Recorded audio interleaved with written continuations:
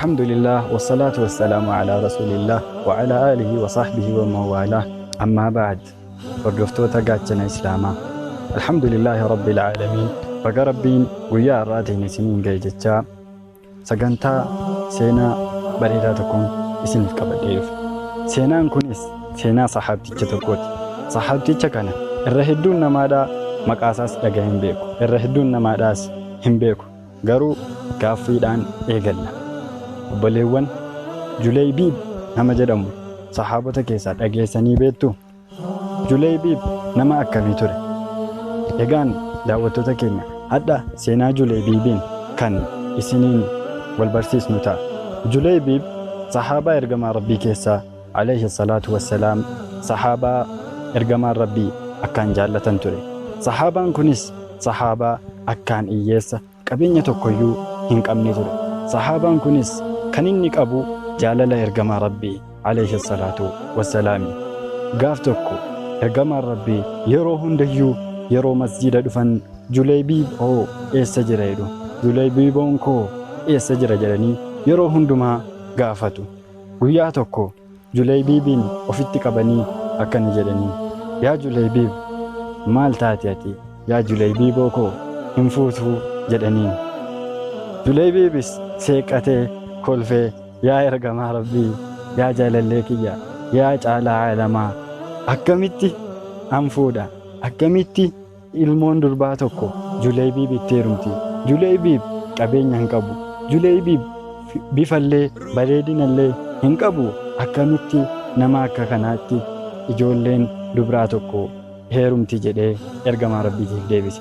Ergamaan Rabbiis maal akkannin ta'u yaa Julaybiib jedhanii deebisaniif, anatu si fuusisa, anatu si daara yaa Julaybiib jedhaniini gara mana tokkoo deemi. Sahaabaa keessaa gara mana isaa dhaqiitii ergamaa Rabbiitiyyuu intala keessan nikaahiidhaafi jedhaa jedhee na erge jedhiitii itti himi jedheen. Innaa kana Julaybiib akkuma ergamaan Rabbii alayhi salaatu wassalaam jedhaniin deemeetii itti hime. Yeroo kana Julaybiib dhaqee balbala dhawee, maqaan kiyya Julaybiibi, ergamaa Rabbiitiyyuu intala keessan nikaahiidhaafi jennaan jedhee na ergeennaaniin dhufe jedhee itti hime. Jennaanis sahaabaan sunis hayyee taate ergamaa Rabbii dhumtii nama nutti erginaan akkamiin intala keenya dhowwanna jedhanii nikaa godhaniif. Yeroo kana Julaybiib nikaa godhatee guyyaan cidhaa isaanii geesse. Guyyaan cidhaa isaanii yogguu ga'u Julaybiib uffatee haati manaa isaas uffatanii guyyaa cidhaa kana wogguu waliin taasisuuf deeman waan ajaa'ibaa tokko mudate.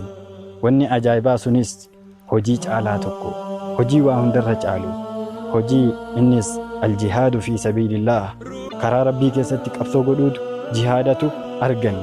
Yeroo kanas Julaybiib carraa kana of hin dabarsine. Har'i sargii kooti yookaan cidha kooti jedhee carraa kana of hin dabarsine. Carraa kanatti fayyadamuun egaan haadha manaa kiyya yoo Rabbii walitti nu deebise walitti deebina, yoo immoo hin taane gara bootaa kabajamaa, bootaa filatamaan dhaqaa jedheetii salaamataatti dhaamatee biraa deeme.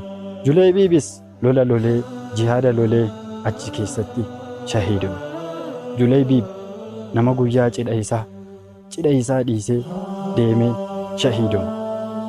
Guyyaa cidha dhiisee haadha manaa haaraa dhiisee kan guyyaa tokko waliin hin jiraan, kan guyyaa tokko mi'aa addunyaa waliin hin laalle dhiisee gara aakhiraa, gara bootaa filatamaa, gara rafiiqul a'laa, gara Rabbii deeme. Julaybiib nama akkanaa ta'a. Yeroo inni akkana ta'u obboleewwan keenya nuti immoo eessa jirraa? Maalirra jirra? Guyyaa cidhaa tokko jennee maal hojjechuu jirra? Guyyaa cidhaa tokko jennee nu keessaa nama meeqatu fasaada waan dachiin baadhachuu hin dandeenye hojjetaa jirra? Guyyaa cidhaa tokko jennee salaata dhiisaa jirra. Guyyaa cidhaa tokko jennee ibaadaa dhiisaa jirra. Rabbii wallaalaa jirra. Kun maaliif ta'a yaa obboleewwan? Julaybiibuu namni takkaa mi'aa duniyaa argee hin beekne guyyaa cidhaa isaatti jihaada argatee deeme. Nummoo utuu qananii kana hunda qabnu, qananii ni'maa Rabbiin keenya nutti oole utuu qabnu maaliif akkas taana yaa obboleewwan? Obboleewwan guyyaa cidha tokko jennee Rabbii keenya wal dhabuun qabnuun isiniin jedha. Anas isinis nama waan dhagayetti fayyadamu rabbiin nu haa taasisuu. Wassalaamu alaykum wa rahmatullaahi wa barakaatuh.